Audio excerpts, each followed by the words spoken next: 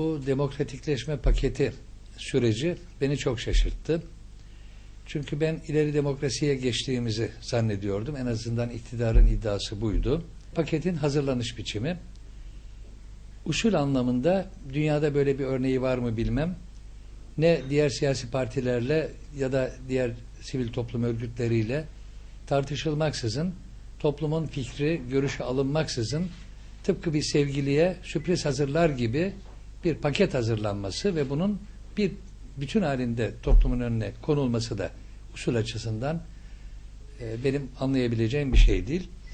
Ve ne yazık ki beklentiler o kadar çok yükseltildi ki belki de pakette olan çok önemli sayılabilir bazı şeyler bile önemsiz bir görüntü kazandı. Çünkü beklenti çok yüksekti. Bunu da ne yazık ki paketi hazırlayanlar yaptılar ve beklentileri yükselttiler. Şimdi döndük baktık. Romanlar için enstitü. Bir an düşündüm, romanların sanki yıllardan bu yana bir enstitümüz olsun diye yanıp yakıldıklarını zannedersiniz. Ya da Alevilerin bir üniversiteye Hacı Bektaş Veli adının verilmesi için çok beklentiler içinde olduğunu zannedersiniz. Bence bilmiyorum Aleviler ne düşünür ama bir üniversiteye Hacı Bektaş adını vermektense belki köprüye Yavuz Selim adını vermemek çok daha doğru bir tavır olabilirdi. Bakıyoruz kamuda türban. Nihayet yıllardır türban üzerinden yapılan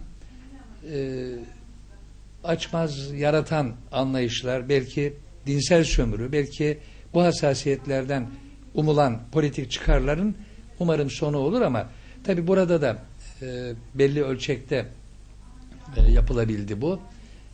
Savcılar, yargıçlar ve üniformalılar için henüz bu yasak aşılmadı ama Sayın Başbakanımız müjdeyi vermişti. Bu ne ilk ne son olacak. Umarım ikinci pakette bunlar da olacaktır mutlaka. Yargının bağımsızlığına ilişkin hiçbir şeyin olmaması.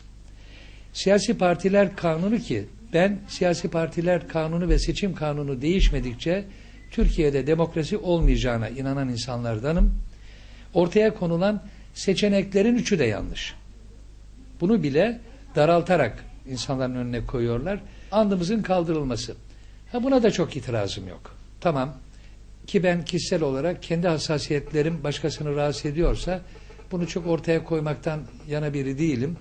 Eğer Türk kelimesinin bu denli çok kullanılması rahatsızlık yaratıyorsa ben bir Türk olarak bu sözcüğün çok fazla kullanılmasına taraftar olmayabilirim ama bu Türk olanların hassasiyetlerine saldırıya da neden olmamalı, bir başka açmaza da yol açmamalı.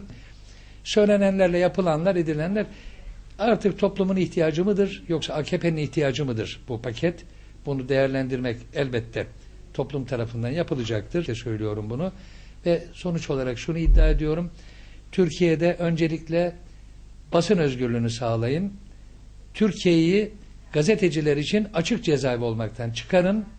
Türkiye'de adil yargılanma hakkını sağlayın ve insanlar adalete güvenmeye başlasınlar. Çünkü adalet duygusunu yitirmiş hiçbir toplumun geleceği yoktur. Önce bunlar yapılsın. Siyasi partiler kanunu değişsin. Genel başkanlara ve çevresindeki 3-5 adama bağlı, onların sultasındaki siyasi parti yapılanmaları yerine halkın daha çok etkili olduğu demokratik yapılanmalara bıraksın ki ben iktidarın demokratikleşmedeki samimiyetine inanayım.